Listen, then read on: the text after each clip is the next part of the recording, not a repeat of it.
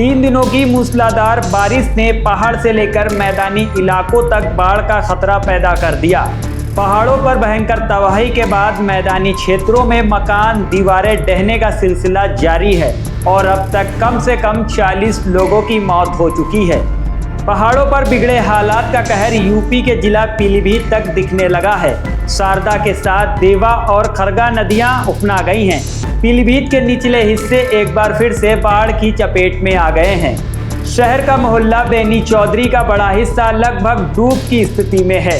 इसी तरह शारदा नदी के किनारे के ग्रामीणों को रेस्क्यू किया जाने लगा है। खतरे के अलर्ट के बीच गांव वाले अपना जरूरी सामान और पशुओं को लेकर सुरक्षित स्थानों के लिए निकलने लगे हैं। पहाड़ों की बात करें तो यहां भारी बारिश के बाद नानक मता सागर डैम के दरवाजे खोल दिए गए हैं। रौद्र रूप धारण करती नदियां, पुल, सड़कें ढहने लगी हैं। हल्द्वानी से कुमाऊं को जोड़ने वाले गोला पुल खतरे में है। पुल का एक बड़ा हिस्सा नदी में समा चुका है। पिथौरागढ़, चंपावत, बागेश्वर और अल्मोड़ा जिले को जोड़ने के साथ नेपाल बॉर्डर को जोड़ने वाला यही एकमात्र पुल है।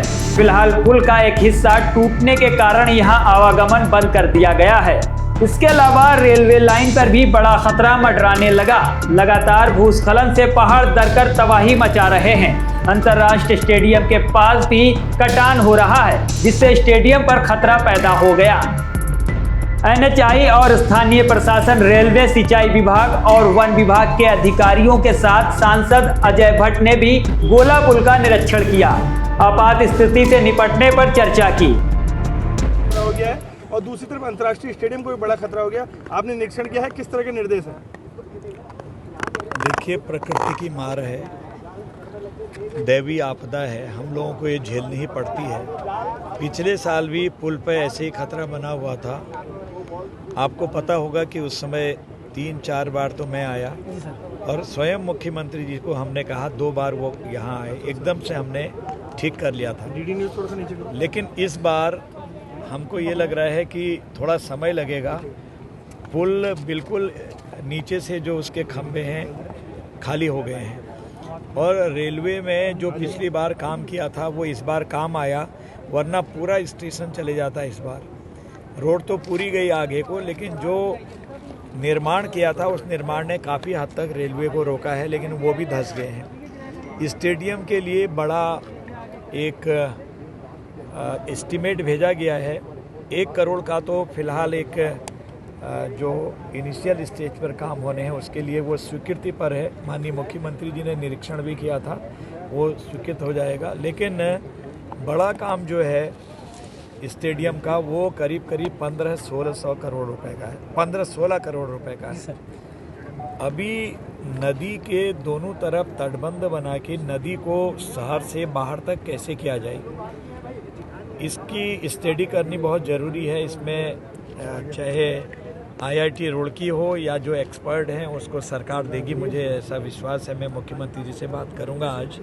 ये होना अनिवार्य हो गया है अब, क्योंकि किसी भी वर्षा के सीजन में बच पाना मुश्किल होगा अगर हम इसको परमानेंट क्योर नहीं करते हैं। तो उस पर हमारी सरकार पूरी तरह से सचेत है और जिस तरह से लोगों के लिए भला होगा वैसा करेंगे।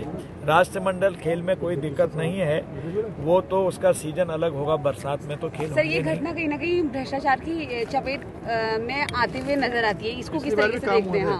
क्योंकि देखिए आप अपने प्रश्न कर सकते हैं, लेकिन मैं कह सकता हूँ कि जो सरकार ने काम करवाया था, हो सकता है कोई कमी बेसी हो, लेकिन इस बारिश के तूफान के सामने इतना बड़ा तूफान जैसा आया है, उड़ा के ले जा रहे हैं जो आगे है, उसमें क्या करेगा कोई?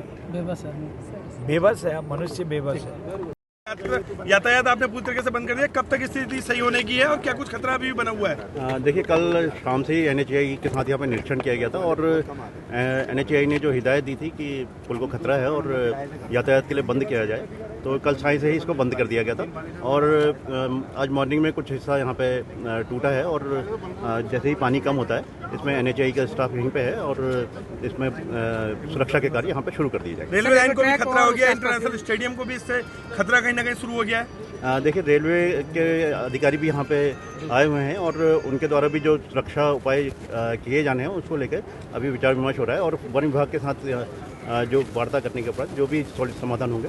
NHAI क्या देख रहा है, आगे भी कुछ खतरा है, पिलरों को भी क्या कुछ खतरा है? देखिए, अभी पुल का कुछ हिस्सा टूटा है और निरीक्षण अभी जो इनके ब्रिज इंजीनियर हैं वो आए हुए हैं और उनके द्वारा निरीक्षण करने के उपरांत जो सलाह दी जाएगी इसके बचाव के लिए वो उससे किया जाएगा। यातायात कब तक बंद रहेगा, आवागमन किस तरह? जैसे ही इसका कार्य पूर्ण किया जाता है, जिसके सुरक्षात्मक उपाय पूर्ण कर दिए जाएंगे तो यातायात के लिए तब खोल दिया जाएगा। गाड़ियों को कहाँ से भेजा जा रहा है? गाड़ी फिलहाल काठगोदाम वाला पुल चालू कर दिया गया है और जितना भी चोरगलिया और अन्य स्थानों को जाने वाला यातायात है वो उस काठगोदाम वाले पुल से निकाला जा रहा है। बहुत बढ़िया। यूपी के जिला लखीमपुर खीरी समेत शारदा और गंगा या दूसरी बड़ी नदियों वाले इलाकों में भी चिंताएं पैदा हो गई हैं। पीलीभीत से लेकर दूसरे हिस्सों में अलर्ट जारी किया गया और मुनादी करके ग्रामीणों को सुरक्षित स्थानों पर जाने का संदेश दिया जा रहा है।